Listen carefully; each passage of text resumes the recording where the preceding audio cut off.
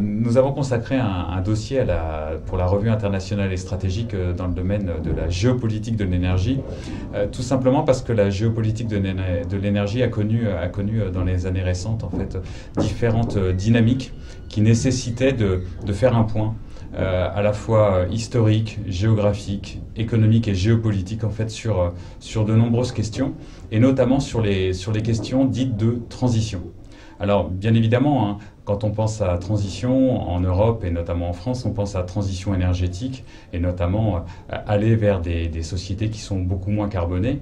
Ce qu'il faut comprendre, et il faut avoir un recul un tout petit peu moins, j'allais dire, égocentrique, européocentrique, c'est que ces transitions énergétiques, elles touchent l'ensemble des pays producteurs de pétrole, notamment l'ensemble des pays, j'allais dire, producteurs d'énergie, c'est-à-dire du pétrole, du gaz et du charbon. Et cet ensemble de transition énergétique amène à recomposer le paysage à la fois productif et de consommation en fait des différents pays. Alors il n'y a pas qu'une seule transition énergétique hein, à travers cette la revue internationale et stratégique de cet hiver. Nous avons j'allais dire caractérisé diverses transitions. La première, c'est bien évidemment une transition des acteurs nationaux, c'est-à-dire que avec la révolution des pétroles non conventionnels et des gaz non conventionnels, nous avons le retour des États-Unis en fait en tant que producteur majeur d'énergie, notamment de pétrole et de gaz au niveau mondial. Nous avons également des transitions en termes d'acteurs, c'est-à-dire les entreprises. Hein, on s'aperçoit que les entreprises internationales, ce que l'on appelle les super majors, les ExxonMobil, Total, Shell, BP, Eni, ConocoPhillips, représentent au final très peu, hein, c'est-à-dire qu'elles représentent 14% de la production et 9% des réserves, alors que les compagnies nationales des grands pays producteurs représentent plus de 70% de la production et près de 80% des réserves.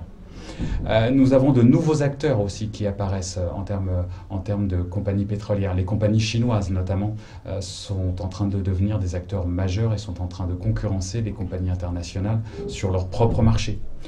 Nous avons aussi des transitions en termes de modèle économique.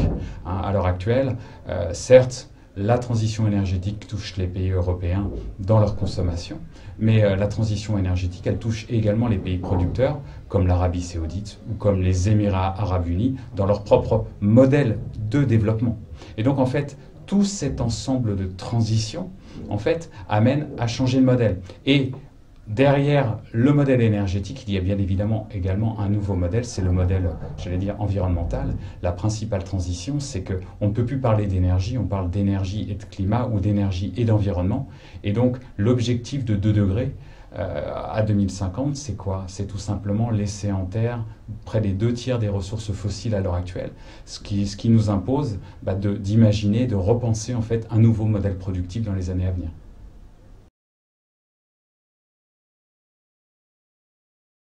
Il y a véritablement deux questions hein, derrière la question de l'abondance pétrolière ou les prix bas. La première, c'est une remarque, j'allais dire très générale que j'allais faire, c'est que les prix bas ont imposé en fait des mesures de restriction, notamment budgétaires et financières, qui sont très importantes en fait dans les pays producteurs. Alors certes, tous les pays de l'OPEP, mais on reviendra sur l'OPEP un tout petit peu plus tard, mais également en fait dans l'ensemble des pays producteurs. On peut penser à la Russie, on peut penser au Brésil, et dans ces pays, on a observé une grande difficulté à digérer en fait cet état de fait, c'est-à-dire ces prix bas depuis 2014. Et donc, malheureusement, dans de nombreux cas, en fait, ce déséquilibre économique, il a conduit à également des déséquilibres politiques, voire géopolitiques. Hein. On pense notamment au Venezuela. On peut aussi penser à la Libye, on peut penser à des acteurs comme africains, notamment comme le Nigeria. Alors, ce qu'il faut voir, c'est que quand on a une période de prix bas, c'est un transfert de pouvoir d'achat des pays producteurs vers les pays consommateurs. Et on aurait pu aussi imaginer que c'était une bonne nouvelle pour les pays consommateurs. Alors, certes, pour le consommateur, c'est une bonne nouvelle, mais malgré tout, si on se place encore une fois dans un nouveau paradigme énergie-climat, avoir des prix bas, c'est aussi un très mauvais signal que donne le marché en fait sur la contrainte qu'il y aurait à aller vers des énergies qui sont beaucoup moins carbonées. C'est la réponse que l'on peut faire sur votre question sur les prix bas. Pour l'OPEP, on va avoir le même type de déséquilibre.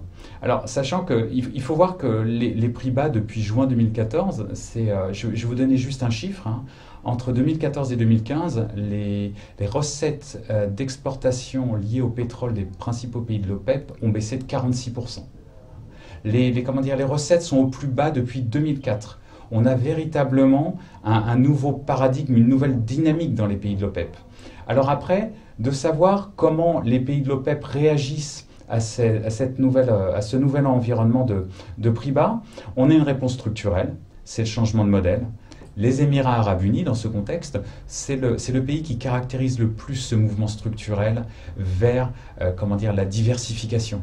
Donc d'un point de vue, j'allais dire, de modèle de développement, les Émirats arabes unis ont commencé leur diversification dès la fin des années 1990. À l'heure actuelle, avec l'Arabie saoudite, on a un plan, on a une vision, la vision 2030, où on va investir dans des énergies plus décarbonées, dans le solaire, dans le nucléaire. Les Émirats arabes unis, eux, ont un changement de modèle complet, c'est-à-dire qu'ils veulent devenir la Corée du Sud du Moyen-Orient, c'est-à-dire ils veulent baser leur développement sur l'économie de la connaissance. Donc ça, c'est la réponse structurelle. Au niveau des pays de l'OPEP, après, en tant qu'organisation, c'est très intéressant ce qui se passe en fait dans cet environnement de prix bas. Pourquoi? Ça fait environ 5 ans que l'on entend que l'OPEP est morte. L'OPEP, les principaux analystes pointent le doigt sur le fait que l'OPEP est incapable de réagir à cet ensemble de prix bas.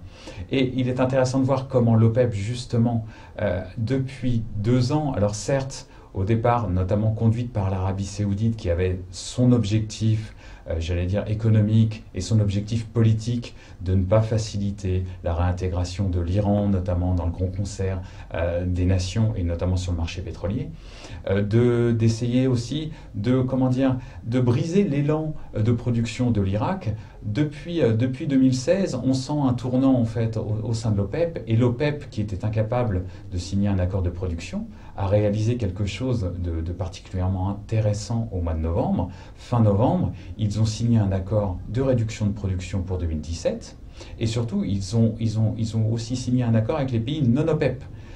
Pour vous donner une date, cela faisait environ 8 ans qu'aucun accord de production n'avait été réalisé au sein de l'OPEP, et ça faisait plus de 15 ans qu'aucun accord de production n'avait été réalisé avec les pays non membres. Donc on a tout simplement une OPEP, non pas qui est en train de mourir, elle se transforme tout simplement sur les marchés, et elle est en train de montrer qu'elle est particulièrement dynamique et qu'elle prend en compte son environnement, alors que de nombreux facteurs vont contre elle. L'Arabie saoudite a perdu son statut de swing producer, c'est-à-dire de producteur d'appoint sur le marché pétrolier, au profit des États-Unis, qui, avec leur production de pétrole non conventionnel, sont beaucoup plus flexibles sur les marchés. Et donc, on a une OPEP qui, au final, envoie des signaux peut-être plus intéressants en termes de cohésion ou de coordination que ce qu'elle avait envoyé depuis de nombreuses années.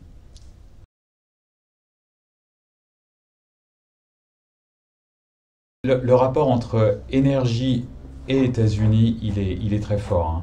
Historiquement, on part de l'après-deuxième guerre mondiale, l'accord du Quincy, le roi Ibn Saoud et le président Roosevelt qui signent donc ce fameux pacte du Quincy qui assure d'un côté la sécurité américaine dans le Golfe et des approvisionnements réguliers pour les États-Unis.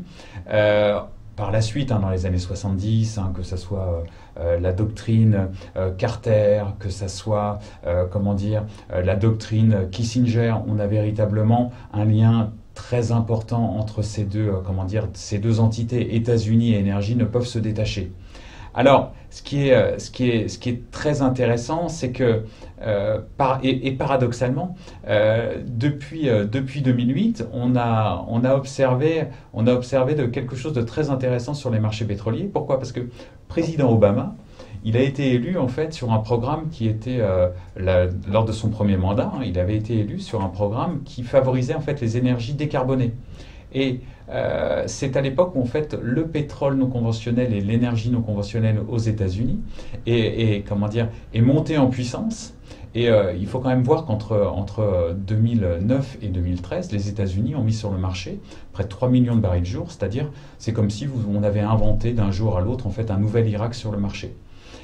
Les États-Unis à l'heure actuelle, c'est quand même sont redevenus le premier producteur mondial de pétrole et le premier producteur mondial de gaz. Donc on a véritablement comment dire, des États-Unis qui sont une puissance majeure sur ces marchés énergétiques. Alors, c'est une question qui est absolument fascinante. Pourquoi? Parce que Trump, il l'a déjà dit, va favoriser en fait les entreprises énergétiques et notamment les entreprises charbonnières. Mais on peut tout à fait aussi imaginer que Trump va favoriser en fait toutes les entreprises liées au secteur énergétique, c'est-à-dire les entreprises gazières, les entreprises pétrolières. Mais on peut tout à fait aussi imaginer que Trump va également favoriser, vu qu'il est pro-business, il va aussi favoriser toutes les entreprises qui potentiellement auraient intérêt à la transition énergétique. Alors, les premiers signaux que l'on a eus, notamment sur la relation entre Trump et la transition énergétique, ne sont pas rassurant, j'allais dire, d'un point de vue global, hein, notamment tous ces propos sur le réchauffement climatique et le fait que c'était une invention chinoise. Malgré tout, on peut se dire que c'est peut-être l'aspect pro-business comment dire, qui va primer dans la politique énergétique de Trump. Mais ce qui est sûr, c'est que avec ou sans Trump, l'énergie va rester au cœur des préoccupations américaines et que ça sera de toute façon un enjeu, que ça soit un enjeu pour le climat ou pour les entreprises, ça sera l'enjeu américain en fait de cette première mandature de Trump.